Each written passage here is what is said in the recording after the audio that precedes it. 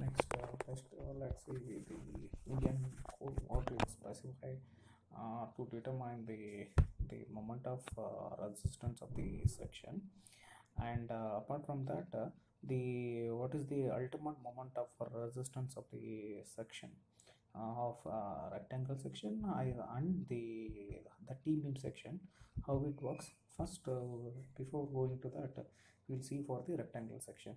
So in this Indian code, IS 1343 1980 code specifies the flexural strength. The flexural strength of the rectangular T section. So where in the neutral axis exactly lies in the plane section of the rectangle.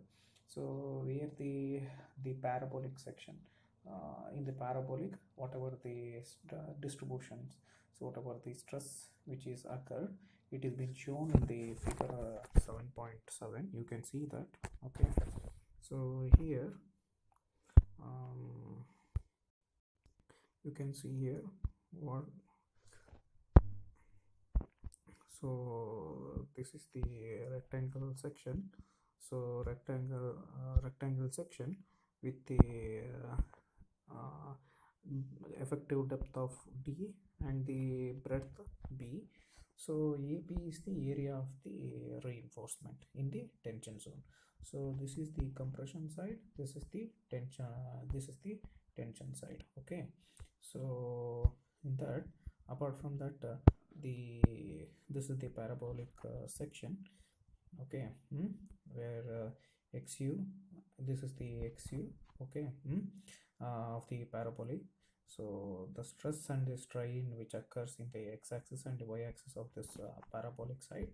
Okay, so if the concrete, the stress strain diagram of the parabolic is the stress and the strain of stress of the and the strain of the concrete is this parabola. Okay, so this is the 0.45 FCK. This is the amount of the stress, where the depth of the compression force is 0.42 XU, where the compressive force, it is 0.36 FCK B into XU. So this is the force of 0.36 FCK B XU. It acts at the distance of 0.42 XU from the topmost fiber. So this force, whatever the tensile force, the compression force and the tensile force should be equal. So 0.36 FCK and BXU, that should be equivalent to the FPU AB. So FPU AB should be equal to, this is the tensile, this is the compression force. Okay, this at any cost this should be equal. So the distance between these two force, that is the lever arm. Okay, so the amount of the stress which is induced in the plane section is XU. Okay, so this compressive force, it acts at a distance of 0.4 times of this XU distance. Okay, so that's about the stress of the flexural strength of the rectangle section of the plane section. Okay, so you can see that the moment of resistance mu is equal to FPU AP D minus 0.42 XU. So if you take moment, so that will be equivalent to the if you take the moment at this point. Okay, so this is the force into this distance you have to take it. Okay, sorry, this is the for the tensile force you have to take it. So for this force you have to take the moment to this point. Okay, so this is the force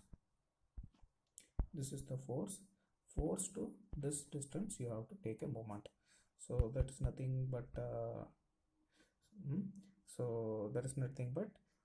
this force into this distance you have to take it. So if you take the compressive force moment, so you have to take this force. If you take the tensile force, you have to take this force. So you have to take the moment of resistance for the tensile force. So that's why you engaged this force. Okay, FP AP. So force is FP AP. So this distance into this to this point you have to find it till here.